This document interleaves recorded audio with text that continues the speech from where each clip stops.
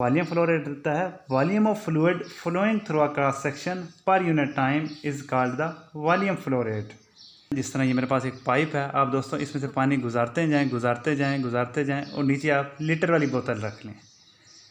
अब time note करते रहें कितनी देर में जाके 1 लीटर पानी जो है वो बोतल में पूरा होता है। यानी वॉल्यूम है आपके पास 1 लीटर और टाइम मिसाल के तौर पर ये हो जाता है 30 सेकंड में जाके 1 लीटर आपका पानी पूरा हो जाता है। तो आपके पास वॉल्यूम फ्लो रेट होगा दोस्तों 1 लीटर ओवर 30 सेकंड। तो इसका मतलब ये है कि 0.033 लीटर पानी हर सेकंड में से गुजर रहा है इस क्रॉस सेक्शन में से। अब दोस्तों मैं थोड़ा इसका रिलेशन ड्राइव करने की कोशिश करता हूँ। दोस्तों वॉल्यूम फ्लो रेट आप निकाल सकते हैं कि इस क्रॉस सेक्शन एरिया के जो नॉर्मल कंपोनेंट है वेलोसिटी का जो Vn है उसको आप इस टोटल एरिया के लिए इंटीग्रेट कर दें।